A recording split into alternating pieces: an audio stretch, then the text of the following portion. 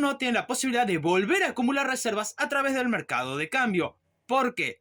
Bueno, para entender esto primero tenemos que hacer un breve repaso por las elecciones del 7 de septiembre, donde después de dichas elecciones el dólar se fue para arriba. Sin embargo, en contracara, las elecciones del día de ayer, sí, un día después el dólar se ha desplomado, pasando de estar por encima de 1.500 pesos a estar por debajo de 1.400 pesos en un solo día.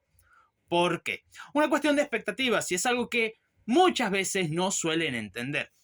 Si vos tenés miedo de lo que puede llegar a pasar, te vas a resguardar en el dólar, lo que va a aumentar la demanda y por ende va a aumentar el precio. Por eso empieza a ir para arriba. Sin embargo, si gana el peronismo y las expectativas te van a peor y por lo tanto vas a buscar resguardarte. Eso es lo que pasó después de las elecciones del 7 de septiembre, que se empezaron a resguardar en el dólar y esto empezó a trepar. Sin embargo, después de las últimas elecciones, donde gana la Libertad Avanza, se volvió a tener confianza y el dólar empezó a caer. Pero como siempre, hola, soy Rodolfo, espero tengan un excelente día. Algo que tenemos que tener en claro es lo de sobrereacción cambiaria. Ahora, para entender esto, tenemos que saber que el sistema de bandas, el Estado puede actuar tanto en la banda superior para que el precio baje, como en la banda inferior para que el precio suba, y dentro de la banda dependiendo las circunstancias y los objetivos macroeconómicos del Estado. ¿Qué quiere decir todo esto? Simple. Si el dólar baja demasiado, que es por lo que se habla de sobrereacción cambiaria, que el dólar baje y baje demasiado, estamos hablando de un problema a nivel competencia para las empresas exportadoras, porque van a recibir menos pesos. Ok, pero si el dólar baja, ¿no es bueno? Sí y no. Dependiendo, porque al fin y al cabo, si baja, de algún lado vas a tener una reacción. Si sube, de algún lado vas a tener una reacción. Y por lo tanto se tiene que buscar un equilibrio para que la Argentina no sea muy cara y tampoco que sea muy barata, sino que esté en un precio equilibrado. Por lo tanto, esto impulsa a Caputo de que pueda comprar bastantes dólares de ser necesarios para que se llegue a ese equilibrio sin que afecte la competitividad del país mientras el gobierno acumula reservas. Por otro lado, tenemos que hablar de riesgo país y JP Morgan. ¿Por qué JP Morgan? Porque ellos cambiaron las estimaciones que tenían con respecto a la Argentina, donde el riesgo país va a tender a bajar en los próximos meses. ¿Pero por qué próximos meses y no ya? Recordemos que la asunción de los diputados y senadores que se votaron ayer no es hoy, es el 10 de diciembre, lo que quiere decir que en los próximos meses vas a tener esa baja del riesgo país que se está estimando.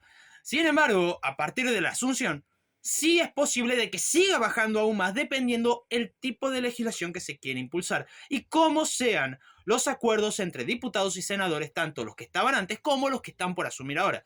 Por lo tanto, podemos hablar de que Argentina va en un camino donde el riesgo país va a caer, pero aún así las estimaciones que hay hoy está por encima de lo que es Egipto y está muy lejos de un país normal. Sin embargo, recordemos que pasar de un 2.800 de riesgo país a un 600 es un golazo y en 2 años, lo que quiere decir que tranquilamente podemos terminar con un país con un riesgo país normal en los próximos años. Tranquilamente.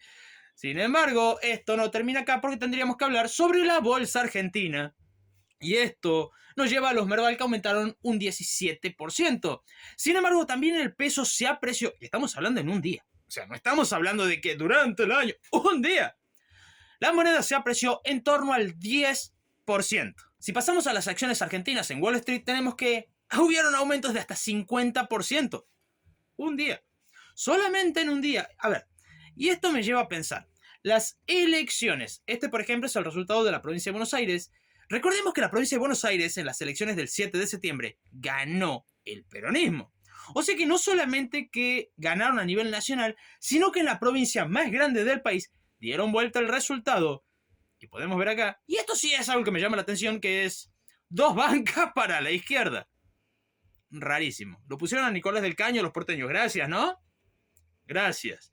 Bueno, Fuerza Patria aumenta 16 bancas, en cuanto a la Libertad Avanza 17 bancas. Puede no parecer mucho la diferencia, pero es demasiada. Consideren de que las bancas que renovaba la Libertad Avanza no eran ninguna. No habían bancas a renovar por la Libertad Avanza, en cuanto el peronismo tenía muchas bancas a renovar y por lo tanto simplemente está cambiando gente que estaba en el peronismo por gente nueva. Por lo tanto, el peronismo va a terminar con menos bancas de lo que tenía antes de estas elecciones. Por lo tanto, estamos viendo un país que dijo basta de populismo, basta de boludeces, queremos competir, queremos crecer, queremos la meritocracia. Y por contraparte, los mercados que han dicho, ¿saben qué? Banco. Bonos para arriba, dólar para abajo. Banco. Ahora hay que ver cómo el gobierno aprovecha estas variables, tanto en el corto plazo como en el mediano y en el largo plazo, para que tengamos un país con crecimiento. Sin embargo, habrá que ver qué pasa con el Congreso, porque el Congreso no tiene quórum propio a la libertad de avance y por lo tanto va a tener que negociar también con el peronismo, con el PRO y los radicales, pero es mucho más fácil teniendo más de 80 bancas que teniendo apenas poco más de 30. Así que vamos a un país muy diferente. Si te gustó, no olvides suscribirte, dejar tu comentario y si quieres ayudar más al canal, puedes ver la descripción para ver cómo hacerlo. Muchísimas gracias a los miembros y hasta la próxima.